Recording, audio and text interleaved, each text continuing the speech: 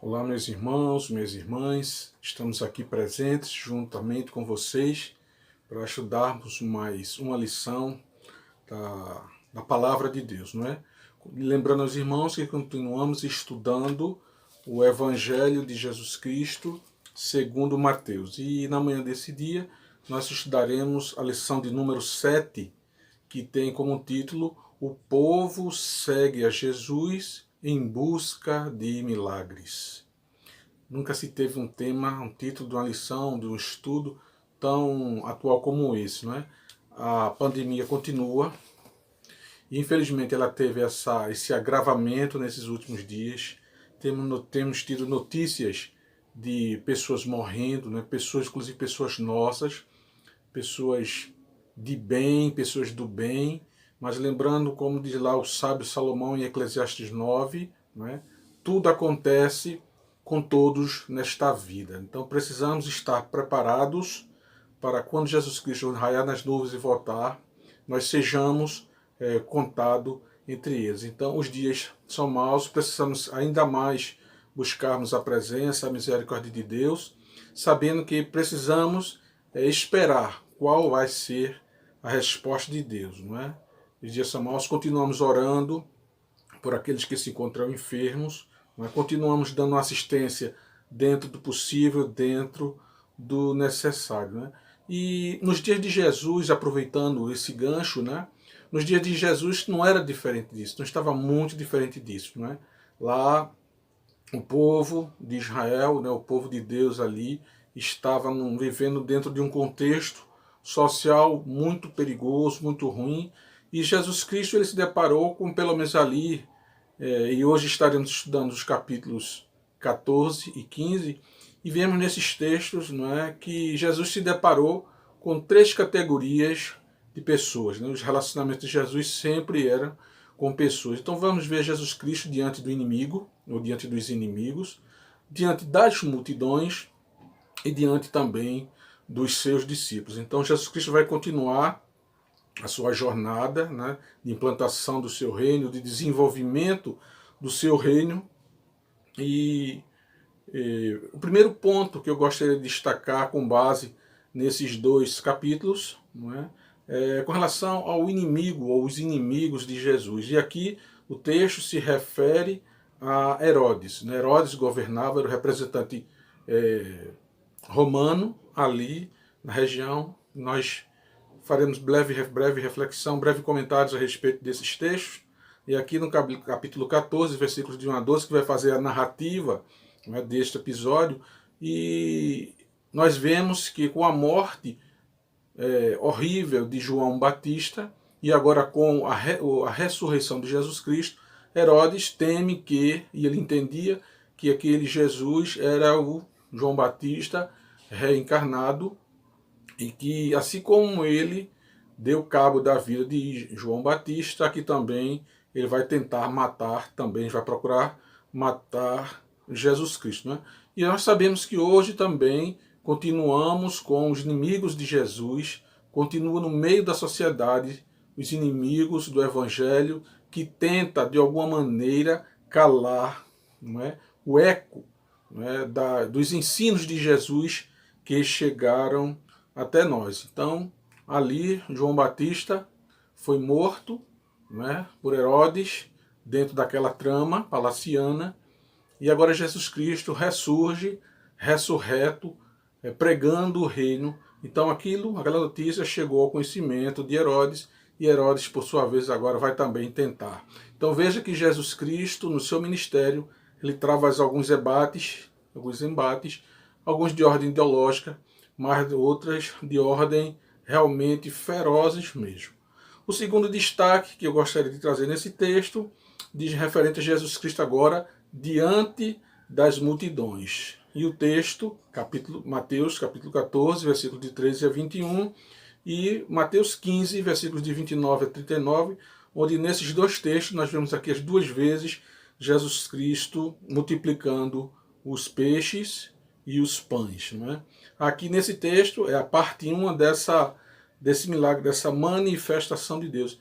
E como eu disse ali, a sociedade, naquele momento, ela se encontrava uma sociedade oprimida, reprimida, com suas necessidades de ordem física, materiais, questão de saúde, possessões demoníacas, toda sorte de opressão estava ali sobre aquele povo. Pressão política, pressão econômica, pressão social.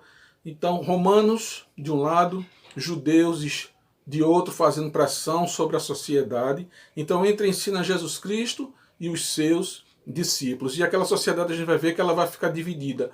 Uma parte menor que creram em Jesus Cristo, que seguiram Jesus Cristo, que buscaram os ensinamentos de Jesus Cristo, e outros que buscavam apenas saciar, suprir as suas necessidades. Então aquela população era uma população dividida, não é? Dividida entre a opressão e o suprimento de suas necessidades. Então nem todos que buscaram Jesus, nem todos que foram beneficiados pelos milagres de Jesus Cristo, realmente tiveram e tinham um compromisso real e sincero com Jesus Cristo. Então Jesus Cristo, ao ver aquela situação, ao ver aquela multidão, Jesus Cristo se compadeceu deles, né? E reuniu-se ali, tomou uma posição de modo que permitisse a eles ter acesso aos ensinamentos de Jesus Cristo. Mas os seus discípulos, enquanto seres humanos, enquanto humanos, viram muitas limitações, não é?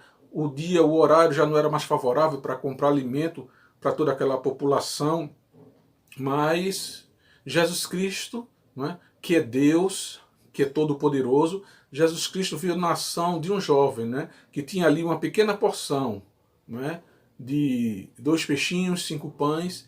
Então Jesus mais uma vez vai mostrar, não é, o seu poder, a sua soberania, mas acima de tudo o seu amor pelas multidões ao fazer, efetuar aquelas duas maravilhas, aquelas duas multiplicações. Então Jesus que, depois de ter feito aquilo, Jesus Cristo vai dizer para os discípulos que vai e dá-lhes de comer, a célebre frase, né? Vai e dá-lhes de comer, dá-lhes voz de comer.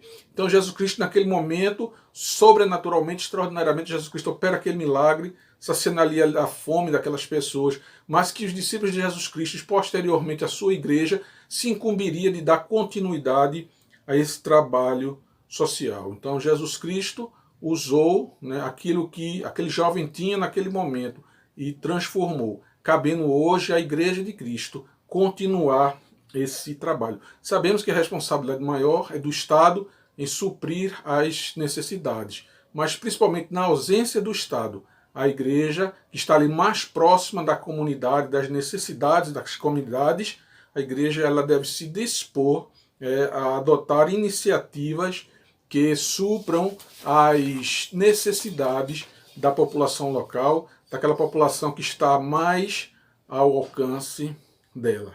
A terceira situação agora aqui é Jesus Cristo diante dos seus discípulos, né? Então estava ali Jesus, seus discípulos e o mundo, né? A aula agora era uma aula que estava sendo dada em campo. E depois das multiplicações, né, Jesus se retira para orar e manda que os seus discípulos atravessem o mar e vá para o outro lado do mar, né, que na realidade não era um mar, a gente sabe que era uma grande lagoa, que é o mar da Galileia. Então ali o mar é tão grande que na concepção deles, a lagoa é tão grande que na concepção deles era um mar, né? Realmente os ventos que sopravam ali naquelas águas eram ventos tempestuosos, realmente dá a entender de ser realmente um grande mar. E é justamente nessa transposição em que os discípulos, não é, ali na embarcação, eles são assolados por uma forte e fortíssima tempestade. E aí é quando eles vão ter o episódio, né, da tempestade em Jesus Cristo se aproximando dele. E os irmãos e amigos já conhecem desse episódio. Então Jesus Cristo ali, ele aproveita ali a oportunidade para que diante dos seus discípulos ele mostre a sua autoridade até sobre os poderes da natureza. Até da natureza, Jesus Cristo é Deus, Jesus Cristo é Rei. E quando a gente fala em tempestade, fazendo uma contextualização, nós entendemos que a tempestade aqui ela pode ser percebida, entendida sobre 2 aspectos. Primeiro, as tempestades da vida, como nós estamos passando esses dias, dias tempestuosos, dias de tormenta. Então, pessoas atormentadas, pessoas aflitas, pessoas sofrendo traumas psicológicos e enfermidades de toda sorte.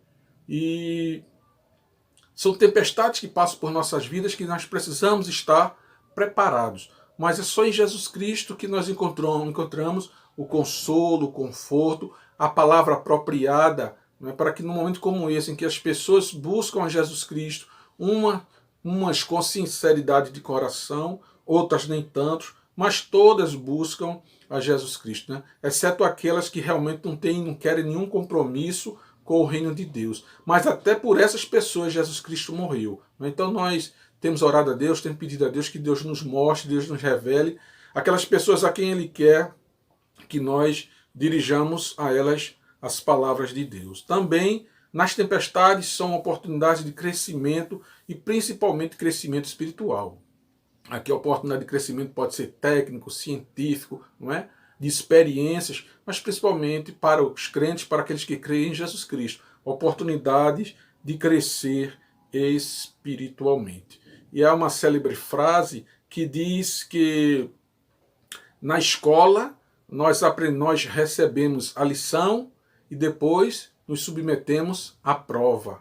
Mas na vida, primeiro recebemos a prova para depois recebermos a lição. Não é? Na escola, recebe-se a lição para depois fazermos a prova. Na vida, recebemos primeiro a prova para depois recebermos a lição. Não é? Então, são frases de sabedoria, são pensamentos de sabedoria que refletem realmente a realidade da vida do ser humano. O ser humano ele precisa ter conhecimento da palavra de Deus, estar atento para os ensinamentos da palavra de Deus, para que diante dessas situações, o homem, o ser humano, ele possa se comportar de maneira equilibrada, razoável, não insensível às dores, às dificuldades, mas preparados, não é? Para que naquele grande dia nós estejamos prontos, preparados para entrarmos na presença do nosso Senhor e Salvador Jesus Cristo. A quarta situação é que Jesus Cristo ele enfrenta opressores, não é? Não basta a situação da necessidade das pessoas, não basta a pressão, né?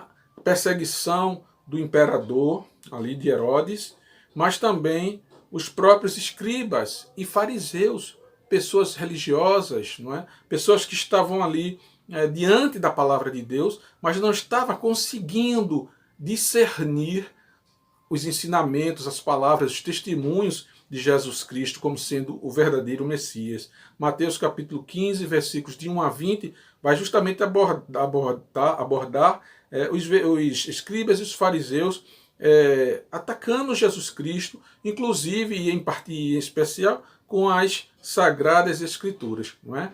E aqui o texto vai nos falar da necessidade, como a lei diz, deveríamos honrar os pais, honrar as mães, com um mandamento com promessas de Deus. Mas os fariseus eles estavam tão distantes da compreensão da lei, do espírito da lei, que até esse princípio, não é, e da lei, eles estavam desobedecendo. E ali naquela situação entra em cena a figura do Corban, não é, quando alguém consagra algo a Deus. Então muitos judeus estavam negando a assistência aos pais em nome e alegando que aquele objeto que seria um instrumento de alívio, de sofrimento para os pais, estava sendo agora alegado que era um corban, ou seja, não podia ajudar os pais porque aquele instrumento, aquele objeto, aquele recurso estava destinado a Deus. Não é? E aí eles estavam infringindo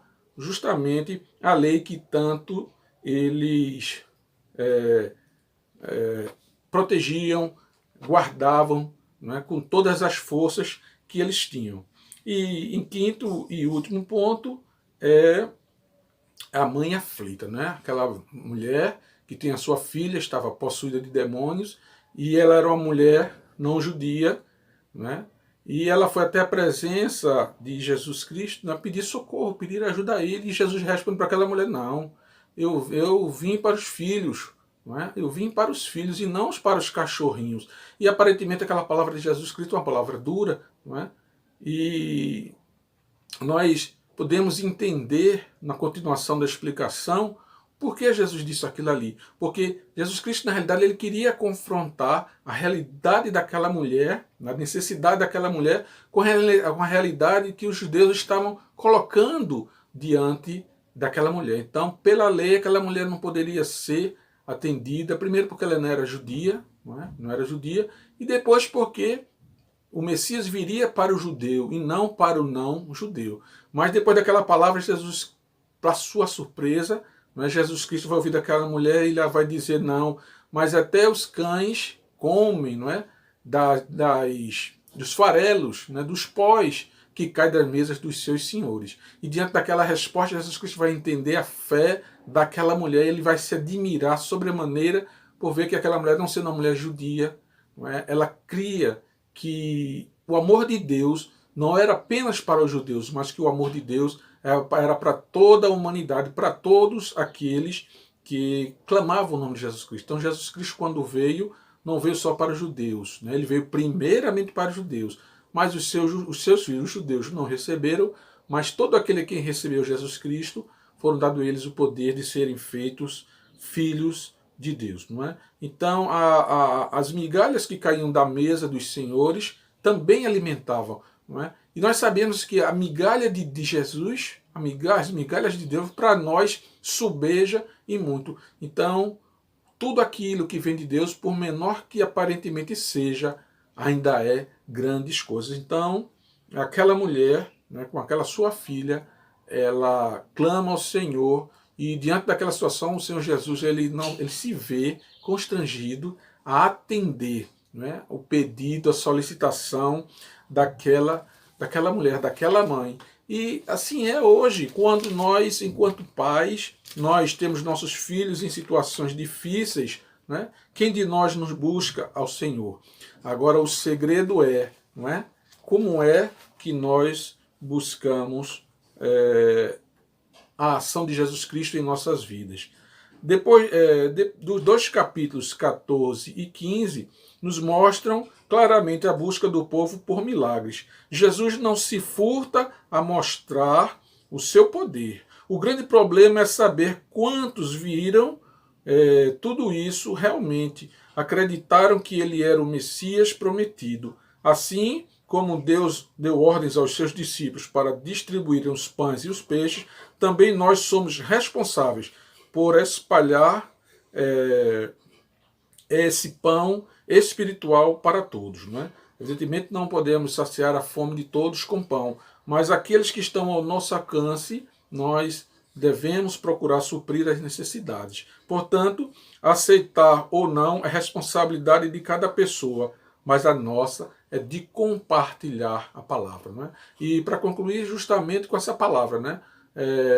Não nos cabe julgar se aquelas pessoas estão buscando a Jesus Cristo ou o auxílio da igreja com boa intenção ou má intenção. Cabe a nós realmente usar com sabedoria, né, o dom que Deus nos deu. É interessante e importante saber isso, né, que no segundo episódio da multiplicação dos pães, algumas pessoas procuraram Jesus Cristo para pedir a Jesus Cristo que Jesus Cristo provasse, né, que ele verdadeiramente é filho de Deus, e Jesus Cristo disse não.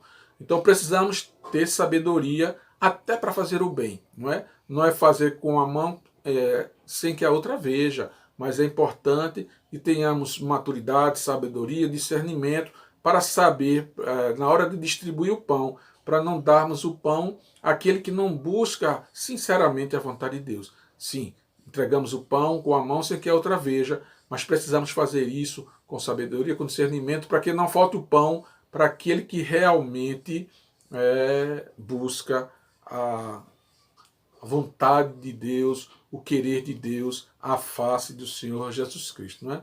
Então, na manhã desse dia, trazemos essa breve reflexão sobre mais esses dois capítulos da Palavra de Deus, do livro de Mateus, e vamos continuar orando, intercedendo, né? Fazendo tudo aquilo que está ao alcance de nossas mãos, como igreja ou pessoalmente, precisamos fazer para atender e para suprir as necessidades daqueles que estão próximos ou daqueles que estão mais próximos de Deus, né? Oremos. Senhor, nosso Deus, nosso Pai, Dias tão difíceis, Senhor, continua se abatendo sobre a humanidade, sobre a tua igreja, sobre o teu povo, Senhor. Mas dá-nos, Senhor, as condições necessárias para passarmos por essa situação, anunciando o teu evangelho, anunciando o teu Filho Jesus Cristo como único e suficiente Salvador, mas também, ó Pai, dentro do possível, atendendo às necessidades daqueles